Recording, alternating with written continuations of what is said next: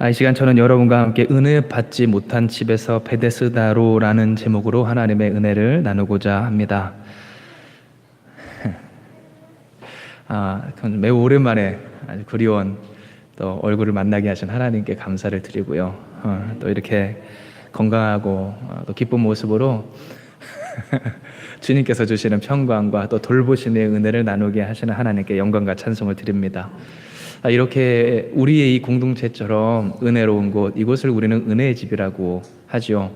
그런데 이렇게 은혜로운 집, 은혜의 집이라는 이름을 가진 곳이 예루살렘 성 안에 있었습니다. 이번에 성지순례를 다녀오면서 그곳을 다녀왔는데요. 그곳은 바로 베데스다 연못입니다. 베데스다라는 뜻이 무엇인가? 벳 그리고 헤세드, 베이트 헤세드. 베이트는 뭡니까? 벳엘 할 때 그 베델은 뜻이 뭐죠? 하나님의 집입니다. 즉 벳이라는 곳은 집이라는 뜻이고요. 헤세드라는 뜻은 우리가 흔히 말하는 조건 없는 사랑, 받을 수 없는 보잘것없는 사랑받지 못함이 당연한 사람에게 무조건적으로 그 사람의 생각과 상황 혹은 그 사람이 기대와는 상관없이 주는 은혜, 그게 바로 헤세드라는 뜻이에요. 그래서 베이트 헤세드 베데스다. 그런데 이곳에 대하여서 제가 받은 놀라운 굉장한 충격은, 우리가 베데스다 연못 그러면 탁 떠올리는 곳이 어디입니까? 선녀탕입니다. 우리에게는 그런 이미지가 있어요. 선녀와 나무꾼에서 동아줄 타고서는 이렇게 하늘나라로 올라갔던 그 나무꾼, 선녀가 내려와서 몸을 씻는, 어머 얘 이렇게 때가 많니? 그러면서 그곳을 떠올렸는데, 저도 그랬거든요. 폭포가 떨어지고 그 안에 이렇게 물이 있고 호수가 있고 달이 휘영청 떠 있는, 가보면 전혀 그렇지 않습니다. 그러니까 말씀을 눈에 뻔히 행각이 있다라는 것을 보면서도 그 이미지를 버리지 못했던 거예요. 행각이 뭐예요? 이렇게 지붕이 둘러싸여 있고 기둥이 되어 있는데 그 가운데는 아무것도 벽도 없는 그곳을 행각이라고 그래요.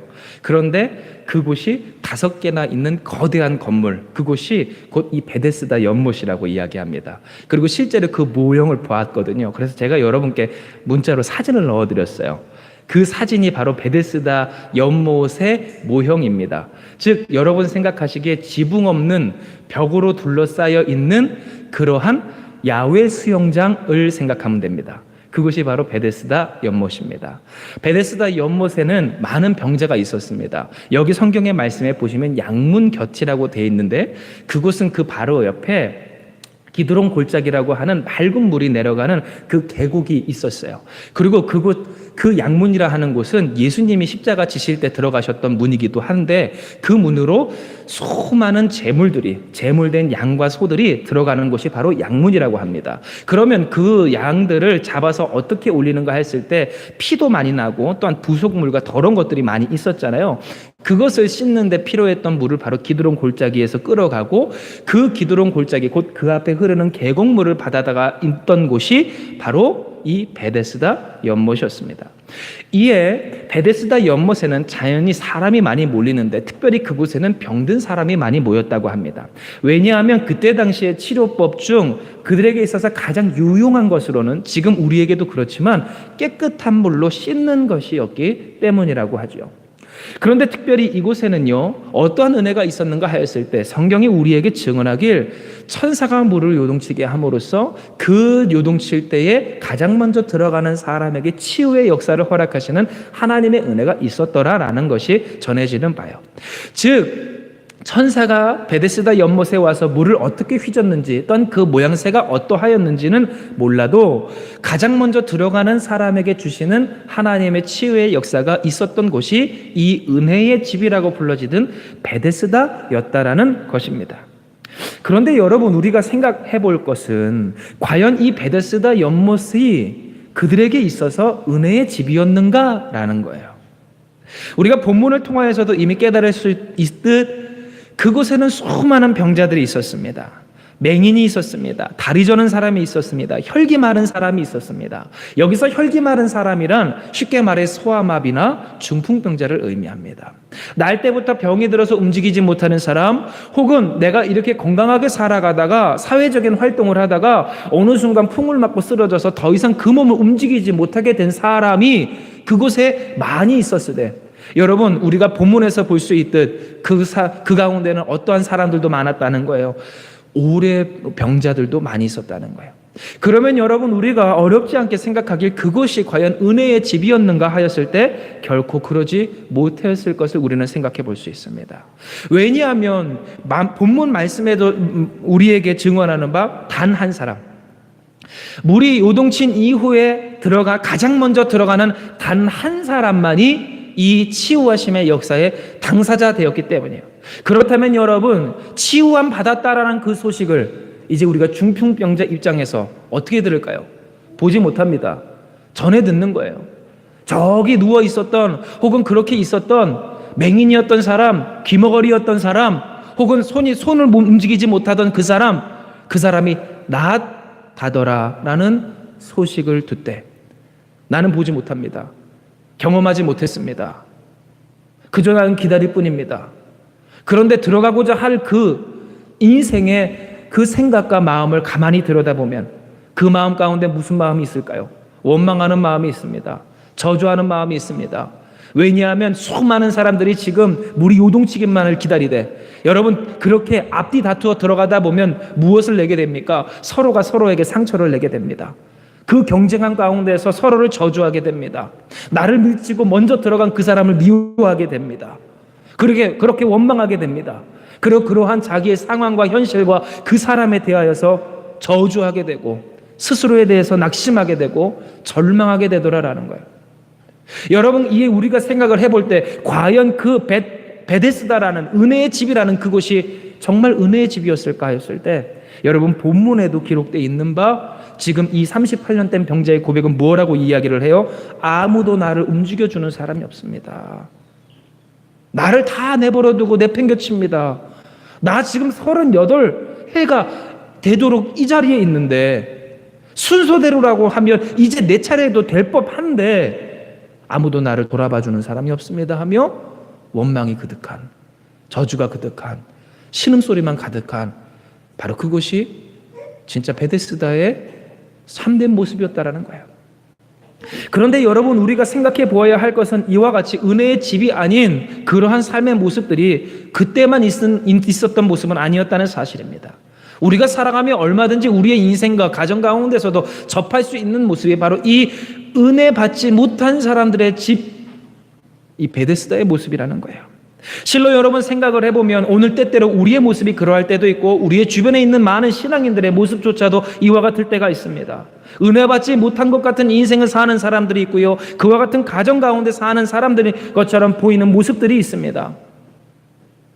하나님의 은혜가 있었다고는 하는데 그 은혜를 내가 받지는 못하고 받았노라라는 그 다른 누군가의 사람들의 소식을 들으며 하나님 앞에 간구하고 소망하기는 하는데, 그런데 그 소망이 자신의 인생 가운데 현실이 되지는 않으며, 그러므로 내가 하나님 앞에 간구하고 나도 그 사람처럼 달려가고자 하는데 나의 인생의 연약함과 부족한 가운데 자꾸 넘어짐을 경험하면서 그 마음 가운데는 어느새 낙심과 절망과 원망과 저주와 상처와 원한이 가득한, 신앙생활은 똑같이 하여도 예수님은 똑같이 부르짖어도 그 마음 깊은 곳 가운데는 예수님조차도 어찌할 줄 모르는 그 상처가 있는 인생이 때때로 오늘 우리의 인생이 될 때가 있고, 혹은 우리 주변에 있는 신앙의 동역자의 모습일 때가 있는 것을 우리는 경험하게 된다라는 거예요. 그러므로 여러분, 오늘 우리는 한번 점검해 보아야 합니다. 이 말씀을 시작하면서 과연 나의 인생과 가정은 어떠한 집인가? 진실로 하나님을 모신 구주 예수를 모신 오늘 그 하나님의 성전이라는 그 집이라는 나의 이 마음과 생각은 진정 하나님 모셨을 때, 아니 하나님까지 가지 않아도 내 스스로가 나를 정직하게 감찰을 판단해 보았을 때 기쁨이 넘치는 은혜의 집인가? 감사가 넘치는 은혜의 집인가? 걱정이 없는 은혜의 집인가? 오늘 우리는 되돌아보아야 한다는 거예요. 이에 저는 여러분과 함께, 그렇다면 왜 때때로 우리의 마음이, 우리의 가정이, 우리의 인생이 은혜의 집이라고는 불러도 은혜가 충만한 집이 되고자는 하여도 은혜 받지 못한 인생, 그 가정이 될까를 생각해 보고자 합니다. 우리가 읽은 요한복음 5장에는 38년 된 병자가 나왔습니다. 그 사람의 이야기를 우리가 말씀을 통해 보았을 때 그는 병든 지 벌써 오래된 사람이었다고 이야기합니다. 말씀을 가만히 살펴보니 그 사람이 어떤 사람이었을까 생각을 해볼 때 그 사람은 아마 중풍병자나 그 비슷한 사람이었던 것으로 생각이 됩니다. 왜냐하면 말씀이 우리에게 기록하기를 6절이요, 예수께서 그 누운 것을 보셨다라고 이야기하기 때문입니다. 즉 그에게 있어서 그 질병은 도저히 그 몸을 움직일 수 없는 질병이었으되 7절의 말씀, 병자가 예수께 대답한 그 말에서 그가 중풍병자나 움직일 수 없는 질병이었음을 확증하기를, 병자가 대답하되 주여 물이 움직일 때에 나를 못에 넣어주는 사람이 없어 내가 가는 동안에 다른 사람이 먼저 내려가나이다 하는 것을 보았을 때, 그 사람은 어떠한 사람입니까? 몸의 거동이 불편한 사람입니다. 움직이기 힘든 사람입니다. 다른 사람의 자신을 들어서 번쩍 넣어주지 않으면 도저히 가망 없고 소망이 없는 사람이었다는 것을 우리는 생각해 볼 수가 있다라는 거예요. 그런데 여러분, 우리가 스스로 생각해 보았을 때 그는 어떠한 사람이었습니까? 질병만 갖고 있었던 사람이 아닙니다. 오히려 그는 그 스스로에 대하여서 절망하고 저주하고 다른 사람을 원망하는 인생이었음을 우리는 어렵지 않게 생각해 볼 수 있습니다. 왜냐하면 우리가 방금 읽은 본문 5장 7절의 말씀처럼 그는 지금 무엇하고 있습니까? 네가 낫고자 하느냐라고 하시는 예수님의 물음 앞에 그가 대답하길, 다른 사람을 원망하는 말, 나를 아무도 돌아보지 않는다는 말, 이와 같은 상황과 구조가 문제라는 말을 지금 하고 있기 때문입니다. 여러분, 이에 대해서 우리가 좀 더 깊이 묵상하고자 할 때 38년이라는 그 횟수가 과연 어떤 세월인가를 우리가 생각해 보기 원합니다. 38년, 그것은 제 나이보다 더 많은 횟수입니다. 제가 38년을 뺀다면 빵살이 되고, 그리고 그 이전에 4년을 뒤로 돌려야만 존재할 수 있는 횟수입니다. 만약 여러분의 인생 가운데서 38년을 뺀다면 여러분의 인생은 어떠해야 되었을까요? 여러분의 인생 가운데서 지금으로부터 38년을 빼고 그때부터 아무것도 하지 아니하고 야외 수영장에서 누워만 계시다면, 누군가 나를 번쩍 들어 그 못에 그렇게 가장 첫 번째로 넣어주어 나의 인생이 변화되고 회복되고 존귀해지는 그와 같은, 그 이루어지지 않을 것 같은, 그러나 그 일말의 소망에 기대어 38해 동안이나 시간을 소비해야 하는 인생이 되었다면, 여러분, 우리의 인생이 어떠할지는 안 봐도 뻔하다는 거예요.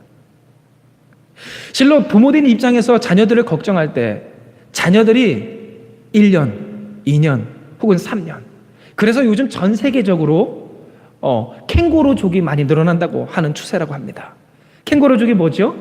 캥거루가 마치 그 새끼를 뱃속에 품고 살듯이 부모가 자녀를 품고 살아가는 그러한 가정들이 많다라는 거예요. 그런데 여러분, 이것이 꼭 우리나라만의 문제가 아닌 것은 우리가 갖고 있는 그 인식 속에 미국, 그러면 어떠한 나라입니까? 한 20살 되면 바로 이렇게 혼자 나가서 독립하는 그러한 사람들이 모여있는 곳이라고 생각하는데, 여러분, 미국도요, 요즘은 30살 넘어서까지 부모님 품 안에서 있대요. 그만큼 홀로 사회 진출이 어려운 시대가 바로 우리가 사는 이 세상이라는 거예요. 그런데 여러분, 제가 이 말씀을 여러분께 드리는 이유는, 그렇게 자녀들이 내 품속에서 살아가며 내 마음에 들지 아니하고 또한 자기 앞길을 개척해내지 못하는 그런 낙심한 상태 가운데서 1년, 2년, 3년, 한 4년 정도 되었을 때 우리는 무엇합니까? 답답해합니다. 그런데 성경은 우리에게 이야기하는 거예요. 고작 5년이라고, 4년이라고. 만약 그것이 38해라면 과연 어떠하겠느냐고. 여러분, 그러면 한번 생각을 해보세요. 여러분이 그 여러분이 그 38년 된 병자의 가족이라고 생각을 해보세요. 그가 다리를 젓는 사람이든, 혹은 안 못 보는 사람이든, 귀 안 들리는 사람이든, 혹은 정말로 중풍병자이든 소아마비이든, 그의 가족으로서 그의 인생을 생각하며, 혹은 우리가 그가 되어서 한번 되돌아볼 때 얼마나 답답함이 그들에게 있었겠습니까? 그때 당시 이스라엘에게 있어서 질병은 그저 질병이 아닙니다. 저주였습니다. 하나님의 징벌이었어요. 날 때부터 그러했다면 그의 부모의 죄요, 만약 그가 생활하다가 그 질병에 걸렸다면, 그 사고를 당했더라면 그것은 그의 죄였다는 거예요.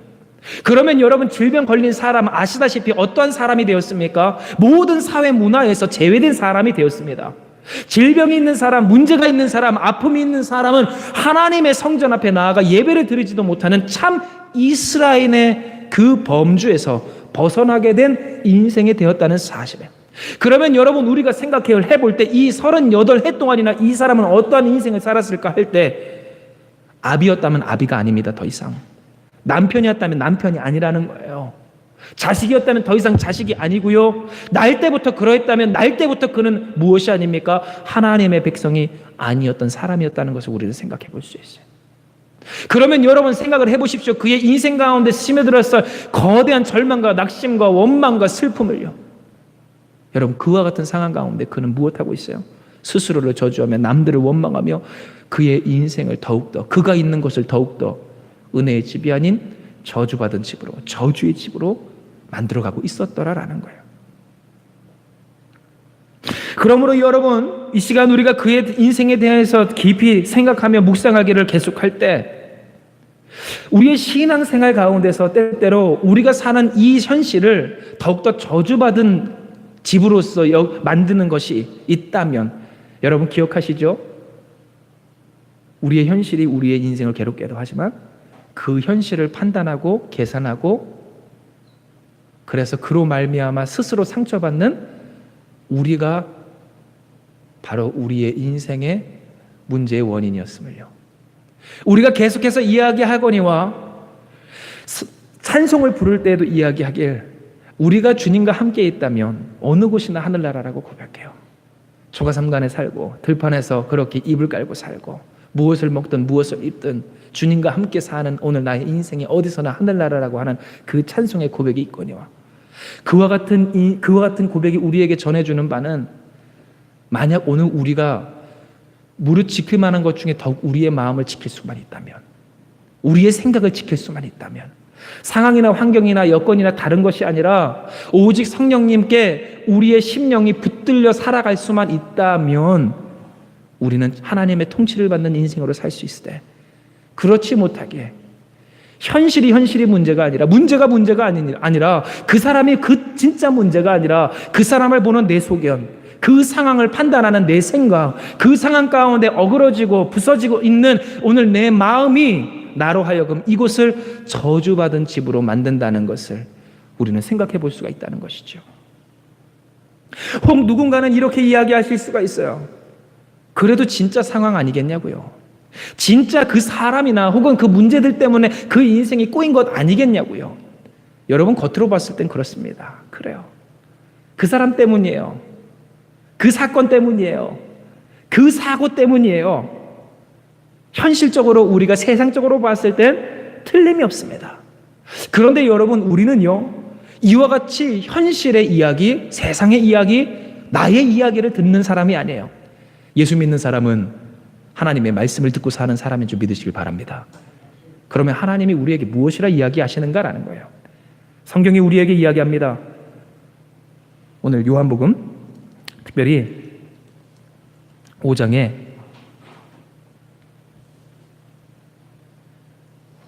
14절의 말씀입니다. 요한복음 5장 14절의 말씀.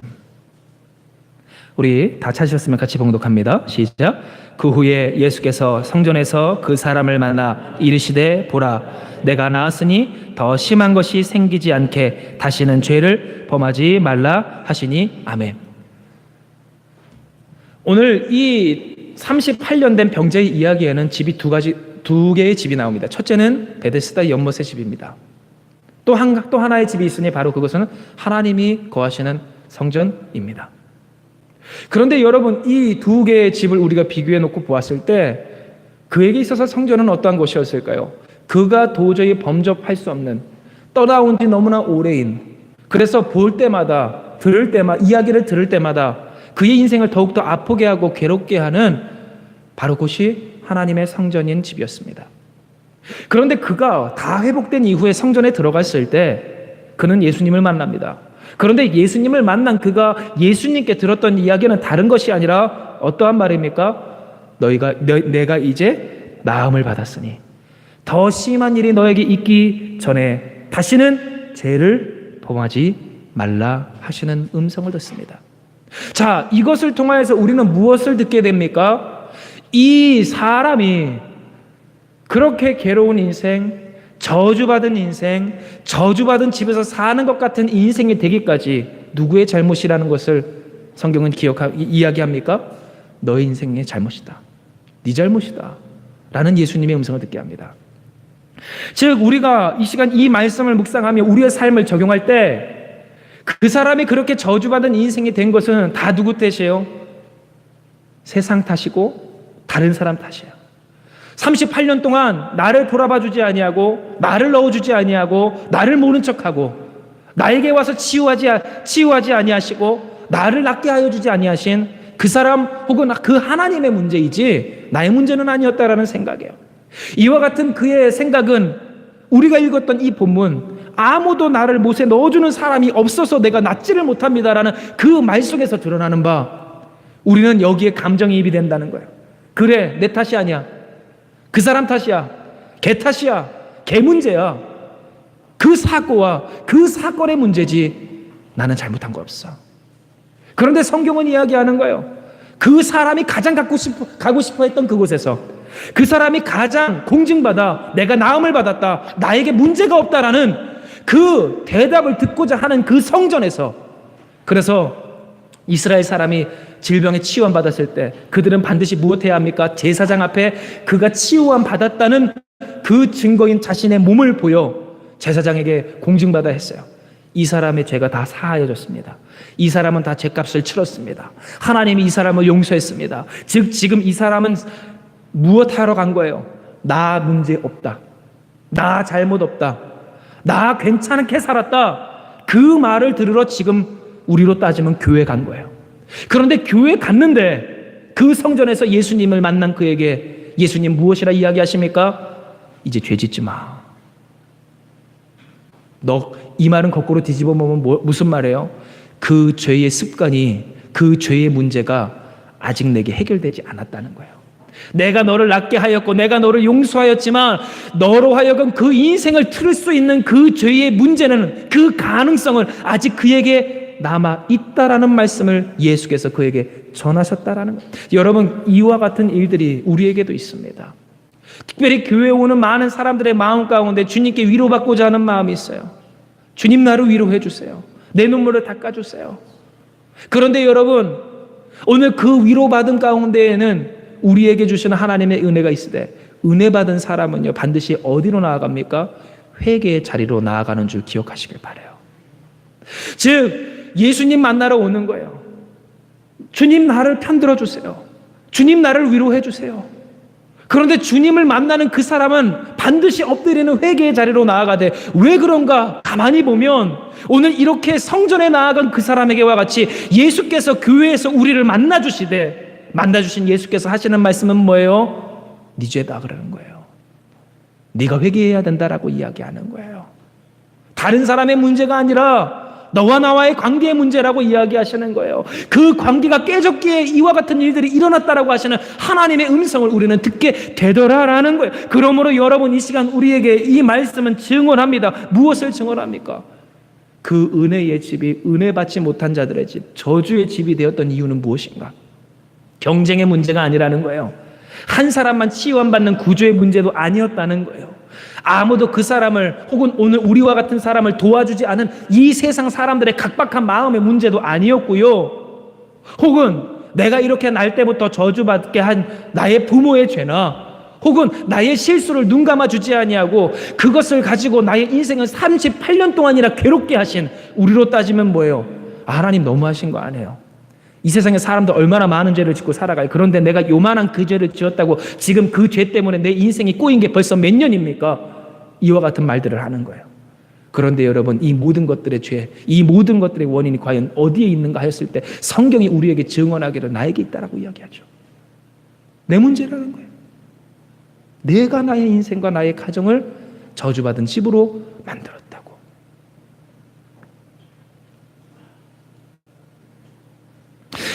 이에 여러분 우리는 생각해 보게 됩니다. 그래, 오늘 우리의 인생이 문제구나. 나의 인생이 문제였구나. 그러면 이제 우리는 깨달아야 돼요. 도대체 우리가 무엇하려 하였길래, 우리의 죄가 도대체 어떠한 것이었길래 나로 하여금 이와 같이 나의 인생과 가정을 저주받은 집으로 만들었는가. 성경이 우리에게 증언하죠. 본문 6절에서 7절의 말씀입니다. 여러분, 우리가 같이 봉독할게요. 본문 5장 6절에서 7절의 말씀, 요한복음입니다. 우리 같이 봉독합니다. 예수께서 그 누운 것을 보시고 병이 벌써 오래된 줄을 아시고 이르시되 내가 낫고자 하느냐. 병자가 대답하되 주여, 물이 움직일 때에 나를 못에 넣어주는 사람이 없어 내가 가는 동안에 다른 사람이 먼저 내려가나이다. 아멘. 여러분, 이 사람의 고백 가운데는 지금 뭐가 계속 있어요? 내가 있어요. 내가. 예수께서 물으십니다. 너가 낫고자 하니? 그가 이야기합니다. 아무도 나를 넣어주는 사람이 없어 내가 내려가는 동안에 다른 사람이 나를 다스치게 한다고. 내가 나을 수 없다고. 여러분, 이 말이 우리에게 전해주는 깨달음이 무엇일까요? 예수님이 너가 낫고자 하느냐? 라고 물으셨을 때, 그래요 주님, 주님이 나를 낫게 하여 주세요 라고 지금 그는 이야기하지 않았어요. 뭐라고 이야기합니까? 너가 낫고자 하느냐? 내가 나의 인생을 낫게끔 하고자 합니다 라고 이야기하고 있는 거예요. 여러분, 이 베데스다 연못에 있는 이 이야기가 우리에게 증언해 주는 바, 여러분, 그것을 우리가 생각해 볼 때, 특별히 요한복음의 이 말씀은요, 하나님의 주권, 그 하나님 대신 예수 그리스도의 신성을 증언하는 책인 줄 여러분 기억하시길 바라요. 그렇다면 여러분, 이 베데스다 연못에 있는 이 이야기가 우리에게 깨닫게 해주는 교훈은, 지금 이 사람들, 베데스다 연못에 있는 사람들은 우리의 사회와 인생과 가정에 그러한 이 일면을 그대로 보여주되, 여러분, 많은 세상의 사람들, 예수 믿는 사람들까지도 무엇을 쫓고자 합니까? 한 사람밖에 없는 무한 경쟁의 시대에서 내가 되고자 하는 성공의 신화를 쫓고자 하는 사람이에요.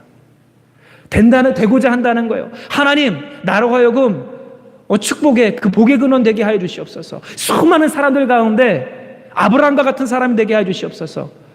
복의 근원이요, 한 사람이라는 거예요. 그로 말미암아 시작된 것처럼 나의 인생이 그렇게 되고자 합니다. 그 한 사람, 거기에 목적이 있어요. 신앙생활하는 것도 내가 그 한 사람 되길 원하는 거예요. 왜 한 사람이어야 돼요? 우리가 같이 되면 안 됩니까? 사회에서, 가정에서 그렇게 쫓아가는, 되진 못한, 되었다라고 하는 다른 사람의 이야기를 들으며 하나님 앞에 간구하며 예수님을 불러도 예수님 앞에 기도하기를, 주님의 뜻대로 나를 만지시옵소서가 아니라 내가 짜여놓은 나의 신앙의 여정이 있는 거예요. 내가 원하는 나의 인생의 길이 있는 거예요. 내가 하나님 앞에 계획해서 하나님께서 결제만 하시고 역사만 하시면 되는 모든 인생의 그 장기적인 계획과 플랜이 다 짜여 있어서 주님 앞에 간구하며 기도할 때 이렇게 기도하는 거예요. 하나님, 내가 나의 방법대로 낫기를 원합니다. 내가 나의 방법대로 나의 인생이 경영되길 원합니다. 내가 나의 뜻대로 나의 인생이 풀려가길 원합니다. 그래서 여러분, 세상 사람들이 말하고 믿는 사람들조차 이야기하는 형통이란 무엇입니까? 내가 보기에 좋은 거, 그것대로 풀려가는 것을 형통이라 이야기해요. 그런데 여러분, 성경은 우리에게 무엇이 형통이라고 이야기합니까? 질문할게요. 예수님이 십자가 지신 것은 형통입니까? 형통이 아닙니까? 이제 딜레마가 이제 고민이 되기 시작하는 거예요. 예수님이 십자가 지신 거는 형통인가 형통이 아닌가? 여러분, 형통인 줄 기억하시길 바랍니다. 형통이에요, 형통. 성경이 말하는 형통은요, 하나님의 뜻대로 풀려가는 것을 형통이라 이야기합니다. 그렇다면 그 형통 가운데는 뭐가 있을까요? 피눈물도 있어요. 고름도 있어요. 괴로움도 있어요. 아픔도 있어요. 배지사님이 아까 전에 우리 예배를 위해서 기도할 때 고난이 유익이라 하셨다는 그 말씀이 있다고 그랬어요. 왜 고난이 유익입니까? 고난을 통해 주의 율례를 깨닫기 때문인지 기억하시길 바랍니다. 그러면 하나님의 말씀, 하나님을 깨닫기까지 고난은 뭐예요? 하나님 주신 우리의 형통이라는 거예요. 그런데 여러분, 우리는 자꾸만 착각해요. 나 인생 형통하기를 원한다고 그러면서 내 형통 이야기해요. 세상의 형통 이야기해요. 예수님 믿지 아니하는 그 사람이 이야기할 수 있는 그 형통을 이야기한다는 거예요. 왜 그런가? 결국 무엇이 문제예요? 내가 책임지고자 함이에요. 그런데 여러분, 이와 같은 일들이요, 멀지 않은 데 있어요. 저도 있습니다.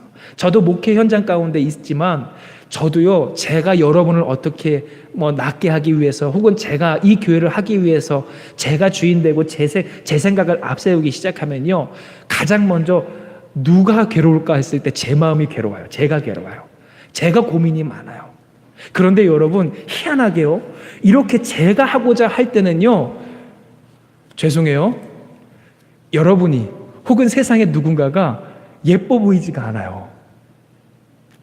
왜냐하면 그 사람의 그 하나는 행동 하나가 다 뭐가 될 것 같기 때문이에요. 뭐가 되는 것 같기 때문이에요.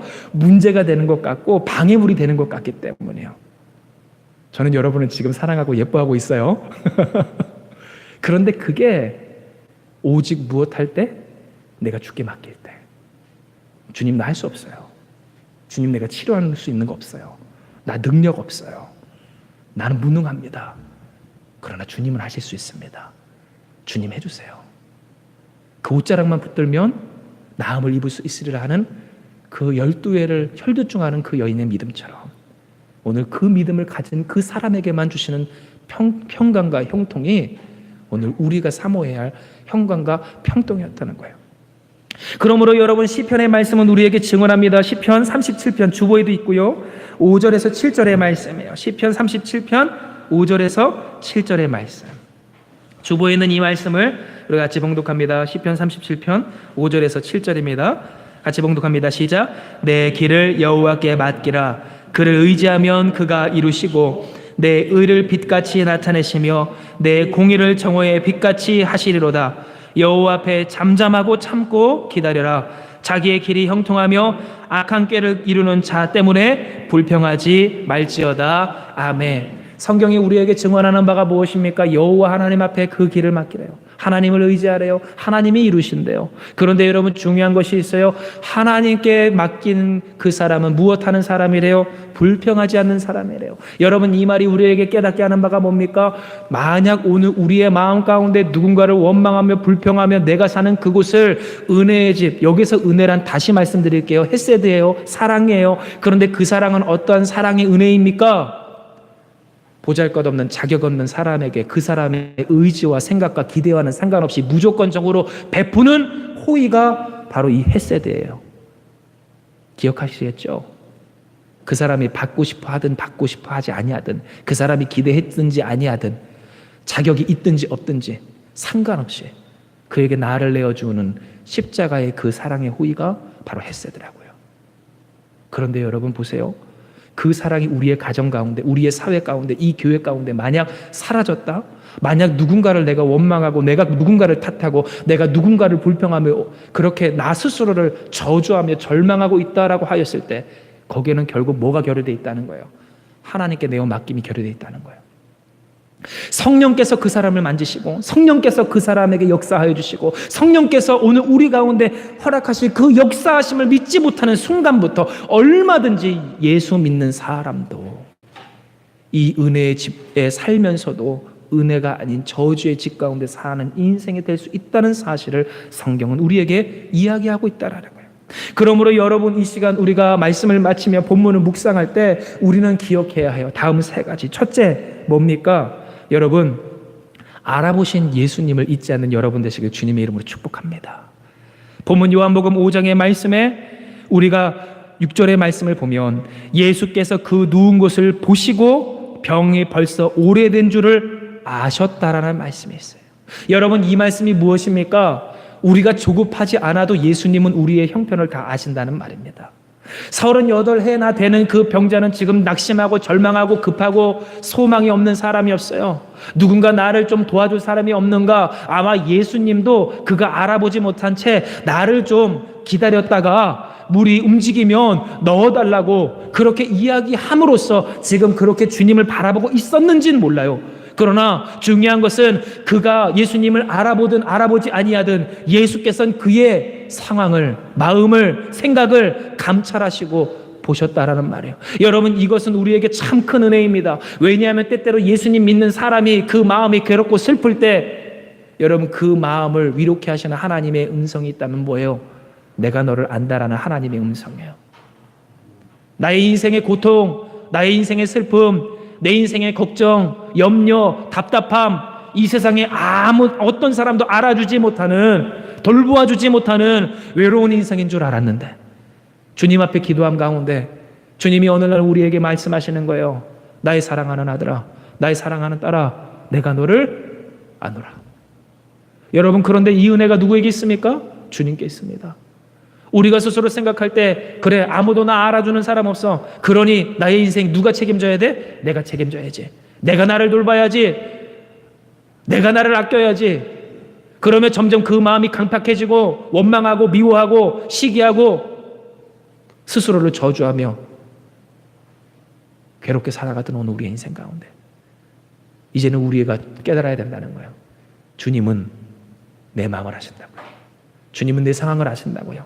내가 급하다고, 주님 급하다고, 주님 이렇다고 이야기하는 그 마음이, 그 조급하고 염려하는 그 마음이 들 필요가 없다고요. 우리의 모든 것을 아시는 주님을 잊지 않는 여러분 되시길 주님의 이름으로 축복합니다. 두 번째요, 말씀하시는 주님을 여러분 이제는 우리가 귀 기울여 바라보았으면 좋겠어요.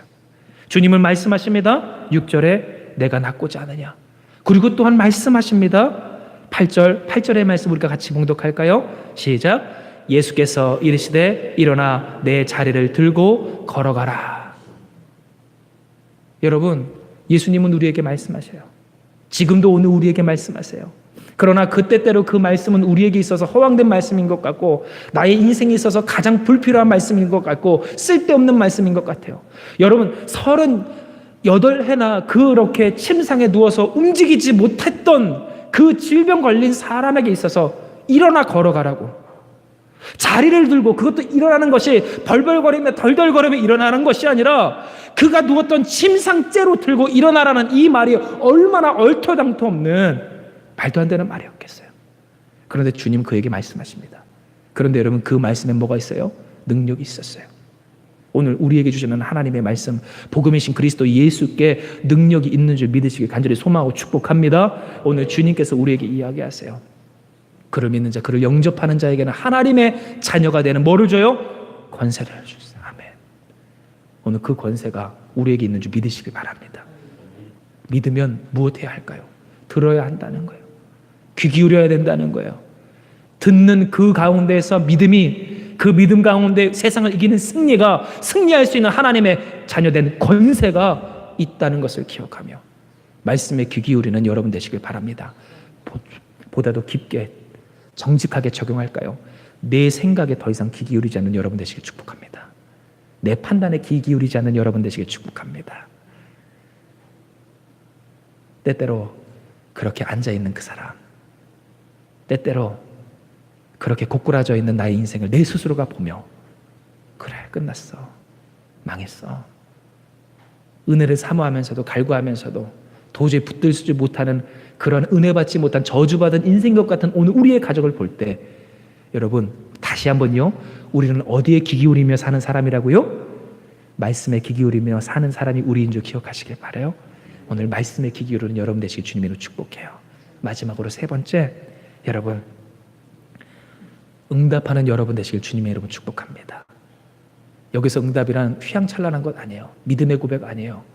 베드로의 고백과 같이 주는 그리스도시요 살아계신 하나님의 아들이십니다라는 그와 같은 멋들어진 고백이 아니에요.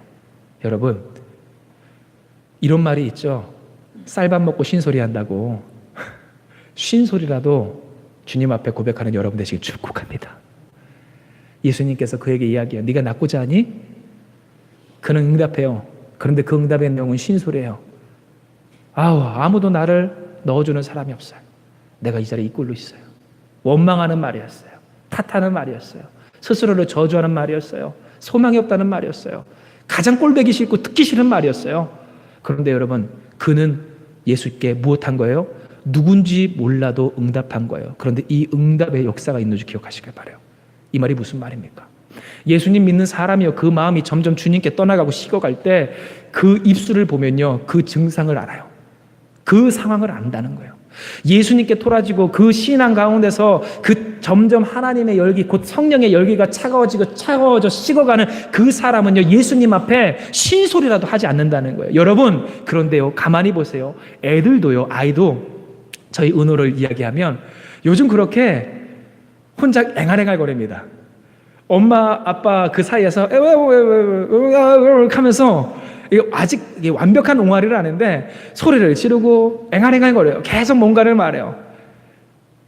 그런데 그 어머니와 아버지와의 그 관계가 아이가 앵알거리는 이유가 되고 근거가 되고 바탕이 되대. 여러분, 우리가 성령 충만할 때는요, 괜히 이런 얘기하는 거예요. 하나님, 하늘이 푸르네요. 푸른 거 누가 몰라요? 하나님 모르세요? 그 하늘을 하나님이 만드셨는데 어제도 봤던 하늘이에요. 그런데 이야기하는 거예요. 쉰소리 하는 거예요. 하나님, 하늘이 참 푸르요. 감사합니다, 하나님. 지나가는데 갑자기 고양이가 왕 가면서 지나가요. 하나님, 고양이가 털을 세우네요. 쉰소리 하는 거예요. 하나님, 나 인생 가운데 문제가 있어요. 문제 있는 줄 몰라요? 어제도 있었던 문제예요. 그런데 그 문제를 가지고 하나님 앞에 이야기를 해요. 하나님, 내 마음이 슬퍼요. 슬픈지 모르냐고요. 그런데 그 슬픔을 하나님 앞에 고백하는 거예요. 여러분 이해되세요? 나 인생 가운데 여러 가지 문제와 어려움이 찾아올 때, 그런데 그 문제를 탓하면서 하나님 앞에서 자꾸만 그 마음을 닫고 하나님의 음성 가운데 그 귀를 닫으며 주님을 바라보지 아니하고 주님을 하지 아니하는 사람들의 그 증상을 볼 때 그는 입을 닫아요. 쉰소리라도 헛소리라도 하지 말아야 되는 그 말조차도 하나님에게서 닫더라라는 거예요. 그러나 여러분, 하나님은 우리에게 요구하시는 거예요. 따라합시다. 내 입을 열어라. 여러분, 오늘 주님은요, 우리에게서 앵알거리는 그 소리라도 듣기 원하시는 우리의 좋으신 아버지인 것을 기억하시길 바랍니다. 하나님은 원하시는 거예요. 주님은 이야기하시는 거예요. 그래, 너의 그 작은 신음소리라도, 여기서 신음은 뭡니까? 고통에 찬 소리예요. 듣기 싫은 소리예요. 괴로운 소리예요. 마음 복잡해지는 소리예요. 그러나 그 소리라도 지금 주님 이야기하시는 거예요. 내가 너에게서 듣기를 원한다. 세상을 향하여 그 신음소리 내지 말고, 내가 없는 듯이 홀로서 그렇게 그 이야기를 하지 말고 내 앞에 쏟아놓으라는 거예요. 너의 생각, 너의 마음, 너의 고통, 너희 가운데 있는 그 나에게 차마 말하지 못할 그 수치스럽고 부끄러운 원망의 말과 이 세상의 미련에 대한 이야기들을, 그러면 하나님이 이야기하신다는 거예요. 내가 너를 고치리라. 무엇을 통하여? 말씀을 통하여. 할렐루야. 여러분, 이 역사가 우리 가운데 있는 줄 기억하시길 바라요. 그러므로 여러분, 우리가 이 말씀을 적용할 때 주님 앞에 고백하는 여러분 되시길 바랍니다. 누군가 믿고 원망스럽고 나 인생이 괴롭고 때때로 슬프고 나의 삶을 이어가기 힘들 때, 하나님 나라의 그 소망을 지켜갈 수 없을 때, 그래서 여러분, 베드로도 신소리하다 주님 앞에 혼나긴 했지만, 그러나 그렇게 주님 앞에 계속해서 거듭 시행착오하는 베드로를 주님께서 말씀으로 만지시잖아요. 오늘 그 역사를 사모하며 이 시간 주님 앞에 나아가는 여러분 되시길 간절히 소망하고 축복합니다. 오늘 이 시간 이 말씀을 기억하시면서 주님 우리에게 이야기하여 주신 오늘 그 은혜의 집, 진실로 은혜 받지 못한 자의 집에서 베데스다, 하나님이 주시는 그 헤세드 사랑을 누리는 여러분의 인생이 되기를 소망하며 우리가 같이 기도하기 원해요. 기도하겠습니다.